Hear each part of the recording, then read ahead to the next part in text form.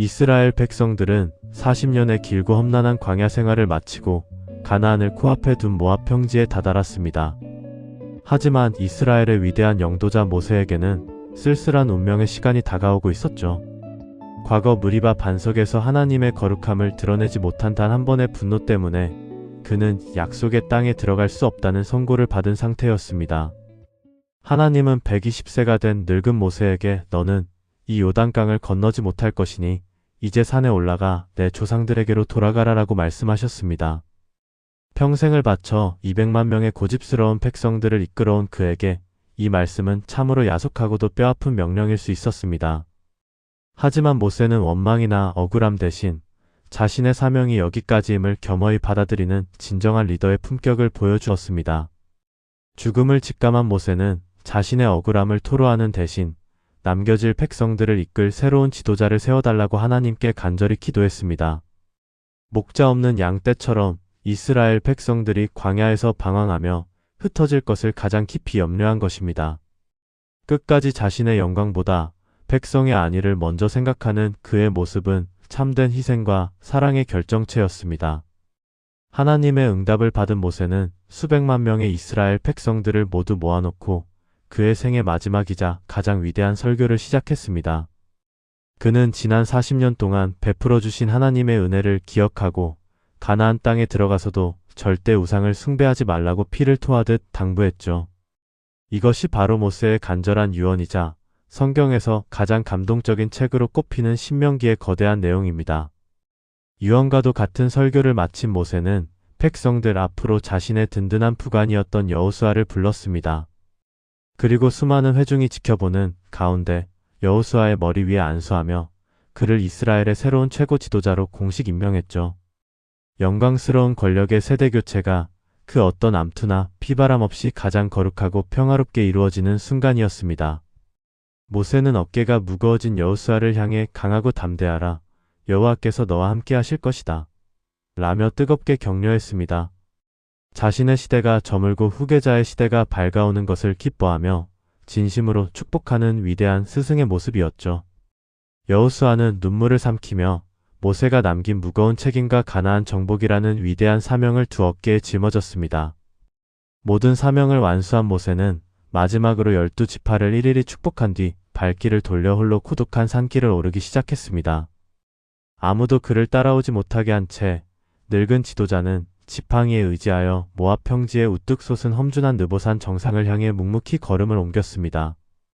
평생 백성들 틈에서 시달렸던 영웅이 마침내 하나님과 단둘이 남겨지는 가장 거룩하고도 쓸쓸한 여정이었습니다. 이스라엘 백성들은 멀어져 가는 모세의 굽은 뒷모습을 바라보며 땅을 치고 통곡하기 시작했습니다. 자신들의 끝없는 불평과 원망을 묵묵히 받아내며 여기까지 인도해준 영적인 아버지와의 영원한 이별이었기 때문입니다. 백성들의 거대한 통곡 소리가 메아리 쳤지만 모세는 단 한 번도 뒤를 돌아보지 않고 묵묵히 산의 정상을 향해 나아갔습니다. 120세의 노고에도 불구하고 그의 눈은 빛났고 기력은 쇠하지 않았으며 마침내 모세는 느보산의 가장 높은 봉우리인 비스가 산 꼭대기에 도착했습니다. 거친 숨을 몰아쉬며 산 정상에 선 모세의 뺨 위로 광야의 메마른 바람이 스치고 지나갔죠. 그리고 그곳에서 하나님은 평생을 수고한 종의 두 눈앞에 그토록 꿈에 그리던 약속의 땅을 활짝 펼쳐 보여주셨습니다. 저 멀리 단에서부터 브엘세바까지 푸른 요단강이 굽이쳐 흐르고 종려나무가 우거진 여리고 성과 첩과 꿀이 흐르는 가나안의 모든 땅이 모세의 시야에 가득 들어왔습니다. 40년의 모진 고난과 눈물이 한순간에 씻겨 내려가는 듯한 벅찬 감동과 아름다움이었죠. 비록 두 발로 밟을 수는 없었지만 하나님의 완벽한 약속이 성취되는 현장을 눈으로 확인한 것만으로도 모세는 깊은 안식을 느꼈습니다. 하나님은 이것이 내가 아브라함과 이삭과 야곱에게 맹세하여 주리라 한 땅이다. 내가 내 눈으로 보게 하였거니와 너는 그리로 건너가지 못하리라라고 마지막 말씀을 내리셨습니다. 모세는 고개를 끄덕이며 험난했던 자신의 인생을 가장 완벽하게 마무리 지어주신 하나님께 뜨거운 감사의 눈물을 흘렸습니다. 가장 화려한 궁전에서 태어나 가장 외로운 광야를 컸던 영웅의 입가에 마침내 평온한 미소가 번졌습니다. 가나안 땅을 말없이 바라보던 여호와의 종 모세는 그 고요한 느보산 정상에서 하나님이 품에 안긴 채 평안히 숨을 거두었습니다. 그 어떤 질병의 고통이나 인간적인 추함 없이 오직 하나님의 임재 안에서 영원한 안식으로 들어간 가장 아름다운 죽음이었습니다. 이스라엘 역사상 가장 위대한 선지자이자 율법의 전달자가 이렇게 영광스러운 쉼을 얻게 된 것입니다. 놀랍게도 모세의 시신을 장사 지낸 분은 이스라엘 백성이 아니라 창조주 하나님이셨고 그가 묻힌 골짜기의 무덤은 오늘날까지 아무도 알지 못합니다. 이는 백성들이 모세의 무덤을 찾아가 우상으로 숭배하는 치명적인 죄를 짓지 못하도록 막으신 하나님의 완벽하고도 깊은 배려였습니다. 영웅의 흔적조차 남기지 않음으로써 오직 하나님 한 분만이 이스라엘의 진정한 왕이심을 천명하신 것이죠.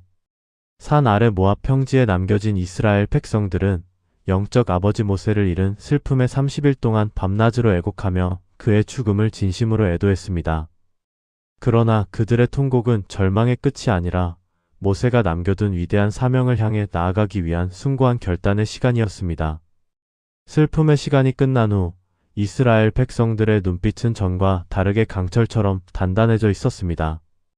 마침내 하나님은 새 지도자 여호수아에게 이제 너는 이 모든 백성과 더불어 요단을 건너 내가 주는 그 땅으로 가라 라고 명령하셨습니다. 한 영웅의 쓸쓸한 죽음은 끝이 아니라 가나안 정복이라는 기적 같은 승리의 역사를 여는 웅장한 서막이 되었습니다. 이제 이스라엘은 모세의 눈물 어린 축복을 안고 거센 요단강을 향해 역사적인 진격을 시작합니다.